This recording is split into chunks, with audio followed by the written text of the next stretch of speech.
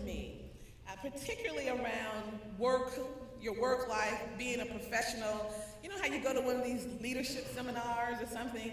And so it was one of the exercises there. And it took me like half a second to come up with the first thing that I said was important to me as a professional. And that's co-creation. I really believe in opportunities to co-create. I don't want to sit in the corner by myself and come up with stuff. I think I'm creative now, don't get me wrong. I think I could do it. But it's just so much better.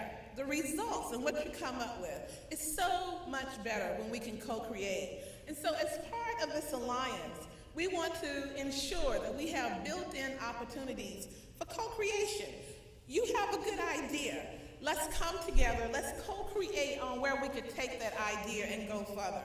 How can we tweak it? How can we scale it? How can we change it so that we are able to, again, move forward on our big goal and our big vision? All of these activities really do fall under the umbrella of AEO's 1 in 3 initiative.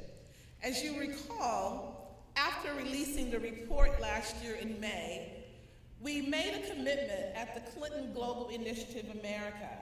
And again, that commitment really did form the basis of this broad, what we think is bold ambition and vision, to reach 1 million entrepreneurs, underserved entrepreneurs, to mobilize more than 40, 50 million in capital.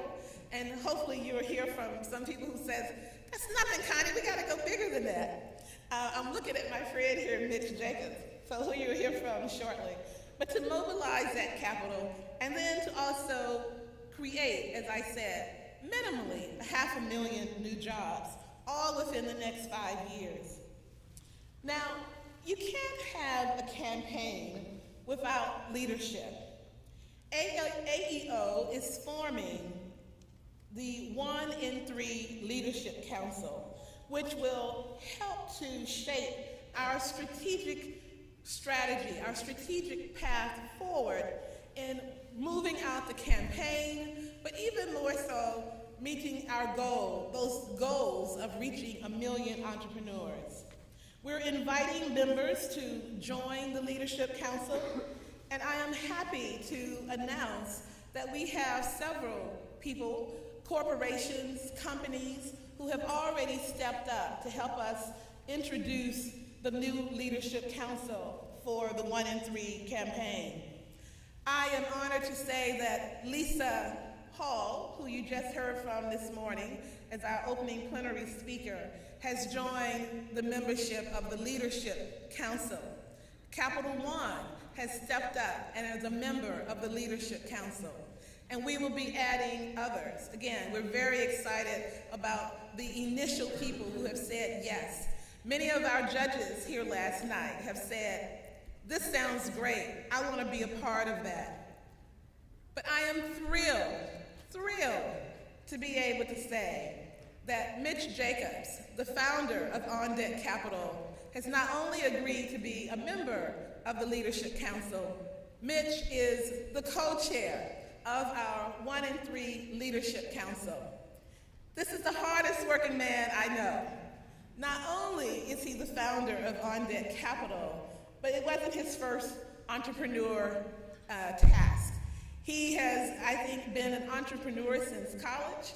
He is something that you don't hear often, at least I don't hear often. I never hear men and passion go together. I don't hear people describe men as being passionate or having a lot of passion generally. But when you listen to Mitch talk about his values, his vision about financial inclusion and bringing capital and services to underserved entrepreneurs, to changing the landscape of the financial system, there is no other way to describe him as other than passionate. He is such a great leader, and as I said, a hard-working man, because he actually started in his new job as co-chair of the National Campaign and Leadership Council earlier this week by participating and presenting at the Milken Institute Global Conference. Now, many of you know that that is a major significant global conference. Mitch was there not wearing his founder hat, not wearing all the other hats he could wear. He was there in the hat of co-chair of the National 1 in 3 Campaign Leadership Council, AEO. Isn't that amazing? Isn't that wonderful? Again, we're so excited to have him as our co-chair. And again, to follow up on how dedicated he is, he left Los Angeles and the Milken conference and took the red eye here. So he literally just got in this morning just to be here for us today. Please help me welcome Mitch Jacobs.